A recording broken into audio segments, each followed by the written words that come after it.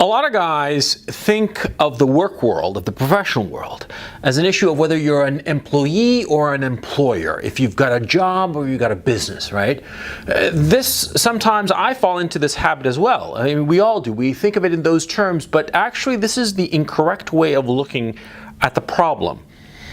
Rather, you should be thinking to yourself, what are you selling? Because we are all selling something, right? A laborer is selling his time and his labor, by definition, right? And he's just selling his time to an employer, right? But it could be that you are, say, the employer, you are the owner of the factory, and you're selling a widget, right? That's what you're selling.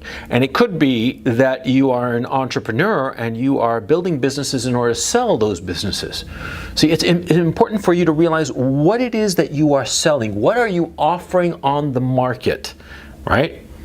And of course, what you want to be doing is offering something that no one else can offer and that a lot of other people want. That's the whole idea of hype, for instance. Yeah, I mean, what is hype in anything? In hype, what it is that you are inflating the desirability of something or someone or some product or whatever, right? You are saying that this thing, this widget, oh, you got to get it, blah, blah, blah, blah. It's so important. You got to get it. You got to pay whatever is necessary. You know, yeah, that's hype. It gets people excited, thinking that the thing that is on offer cannot be gotten anywhere else, and it's something that they desperately want for whatever reason. See, that's the notion. You are constantly selling, and so you have to figure out what it is that you're selling, so you are able to position it in a way that will maximize your benefit. Let me give you a negative example. You graduate from college, right? Right. And you graduate from college, and you are one more college graduate out of a pool of about 1 million or maybe 2 million. God knows how many kids graduate every year from American universities. And let's kick in the UK and whatnot, Western Europe. 2-3 million college graduates, right? And they're all graduating. Are you offering anything different to prospective employers? No, you're one of 3 million or whatever the hell, right? You are offering something that can be gotten easily anywhere else. And so is this smart? No, of course not. Because if you're selling something that can be easily gotten, if you're selling something that anybody can acquire, well, they're going to acquire it cheap. And since they know and you know that what you're offering is, you know, just unremarkable, right? They're going to lowball you. They're not going to pay you much money. Of course not. But if you are offering something unique, if you're offering a specific skill set or some ability that nobody else has, well, then it's a totally different story. Let me give you a very, very simple example. If you're a doctor, are you going to make a lot of money? Not necessarily. Maybe yes, maybe no. There are lots of doctors. If you are a brain surgeon who knows how to operate on brain cancer, for instance, are you going to get paid a lot of money?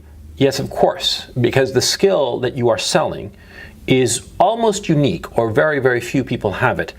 And so, of course, supply and demand kicks in. You know, the less supply of something, the higher the price. And so you, a brain surgeon, are going to get paid through the nose, right? So therefore, it would be worth your while to go to med school and to become a doctor and then to specialize in brain surgery and whatnot, to become this person who's selling a very unique skill set. But see, brain surgery takes a lot of skill, a lot of knowledge, okay? There are other things that you can sell that don't require that much skill, but that remain unique. For instance, if you invent, say for the sake of argument, a very good phone app that does something that everybody wants. I don't know, it's hypothetical, right? Well, then you don't really need that much skill compared to, say, a brain surgeon, but you're going to get paid as much money, if not more money, than the brain surgeon.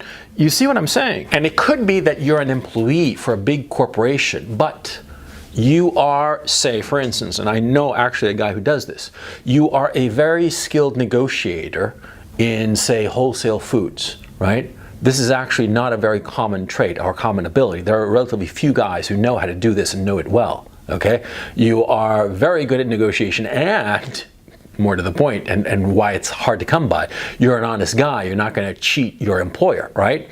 This is very rare in that particular industry. I know this because an insider told me. So the point is, see, somebody who's like that, who's very skilled at negotiating with wholesalers and is exceedingly honest, he is going to get paid through the roof for that particular skill set. Yes, of course, he's going to be an employee. He's not going to have his own business, but he's going to make a lot of goddamn money. You see? On the flip side, of course, you can have a flower stand, for instance. A flower stand, your own business, you're independent, right? But you're not going to be making a hell of a lot of money because there are thousands of flower shops. Yeah? It's not that big of a deal. And so you see, the issue is that, see, you want to be selling something, irrespective of whether it's your own business or you're working in a corporate environment, but you want to be selling something where there are very few people offering what you have. That's the point. And if you can sell this, or more correctly, if you can identify what makes you unique or makes you one of very few, and highlight that, hype that, raise that up in your profile, whatsoever it is, then you can get a lot of money for it. You can sell at a higher price this thing that you have. And it might not be obvious. You got to think about it. I mean, it's not easy. But if you can identify this thing that you have, that other people want, and that only you have, or a few set of people have, then you can make money. And ultimately, that's what you want to do. You want to make money. You want to make money off the time you have on this earth. Because you have to be thinking to yourself that your time is finite. There is a finite amount of time that you can be in the workforce. And time is the most precious thing you have, because there is no way to get any more of it. You can't buy it, you can't beg for it, you can't steal it. Time, once it's gone for good. And so what you want to be doing is, if you're going to be selling out in the workforce, in the modern economy, you're going to be selling what you have.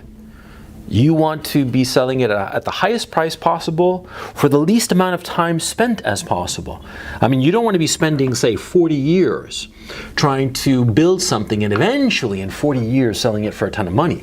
No, you want to be doing it as quickly as possible. And so that's why it's so important to identify what it is that you are selling. Identify what is that unique thing that you've got. Let me give you another negative example. Back in the day, when I graduated from college, right, I wrote a novel, a thriller, right? It's sort of like a James Bond kind of thing. It was god-awful weird, but anyway, I did it almost like an exercise. I really wasn't thinking clearly why I was doing it. I thought it would be fun to do. And I wrote this thriller, and by just sheer chance, I wound up finding a really terrific literary agent, and she sold it for a pot of money to a big publisher. I made a lot of money. I did not realize at the time what had been sold to the publisher. I thought that the publisher thought that, I was a great guy and a great writer, and it was a great book, which is just stupid. I didn't realize, because I was dumb, that what the publisher was buying, or thought that they purchased, they thought that they were buying the next Robert Ludlum. They thought that they were buying the next guy who's going to be this writer of airport thrillers, who's going to deliver on a consistent basis these airport novels, these silly thrillers that you can read on a flight from LA to New York in one go, right? That people enjoy and forget and throw away, right? But they make a lot of money. They're all bestsellers. They make tons of money. And it's actually extremely difficult to do this, okay? By sheer luck or chance or whatever, I was exceptionally good at this, but it was sort of like by luck, okay? But anyway, that's for another conversation. The point is, see, when I sold this book back in 96, 97, right? I didn't realize what was being purchased. I didn't realize what I was selling to people. I thought people were just buying my great book. I didn't understand that what I was selling was this commodity that was extremely specific and extremely lucrative. It had never occurred to me. I just thought, I'm a writer, I'll just write whatever. I didn't realize that what it was expected of me was to write thrillers, write this kind of book that would be read on airplanes and make a lot of money for all involved, for the publisher, the agent, the editor, and of course me. I didn't realize it. I didn't realize what I was selling, okay? And it happens all the time that people do not realize what it is that they are actually selling out in the open market. Don't make my mistake. No, don't make my mistake. Figure out what it is that you are selling. Figure out what the thing is. It's so important because it can save you so much misery. Yeah? Because so many guys slave away at some job, some project, and they are not thinking clearly what it is that they are trying to sell on the open market. I know a guy who was trying to make the best chocolates possible, okay? The guy loved chocolate, and he was one of those weird autistic guys who thought that, you know, you had to come up with the perfect chocolate, okay? And it was just, I just thought it was weird and dumb, but whatever the hell, right? The guy slaved away on like building like a chocolate business. He could have been extraordinarily successful, but what he was trying to do was sell chocolates at Hershey bar prices.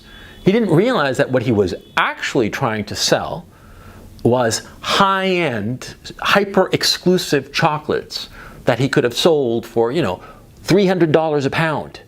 No, he was trying to sell them for $0.25 a pound or something. He thought that he was trying to improve mass-market chocolates. He wasn't thinking about what he was actually selling. And so because he didn't know what he was actually selling, he wasn't pricing it right.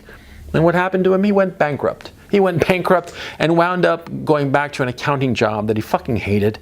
And he worked as an accountant, and I guess he still is. He's my age, and I've lost track of him. But the guy, you know, he had his moment of trying to do this chocolate factory back in his 20s, and he failed because he didn't recognize what he was actually selling. Know what you're selling. Know what it is. Identify the buyer of what you are trying to sell. I mean, if you are doing something, whatsoever that may be, figure out who is the buyer. And then once you figured out the first buyer, try to figure out the person who would pay the most.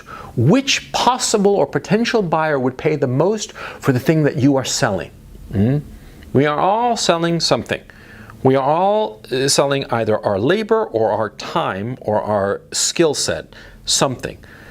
So we have to figure out who is the client for this thing that we are selling. We figure out the client, the first client, and then we figure out the best client. And then we target that best client. We try to offer what we are selling to that best client. In my own case, what I explained of the book writing, right? By happenstance, because of this rather brilliant literary agent, I stumbled into the perfect buyer for what I was selling. I didn't even realize what I was selling. Okay, I didn't even think of it. In the case of this buddy of mine who set up this chocolate factory and whatnot, yeah, he didn't realize who he was trying to sell to.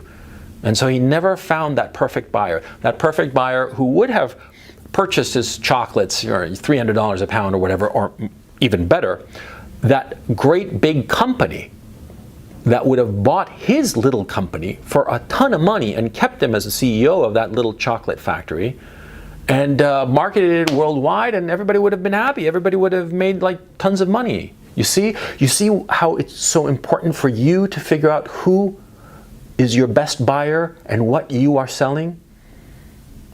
Because that's what we're all trying to do in this modern day economy.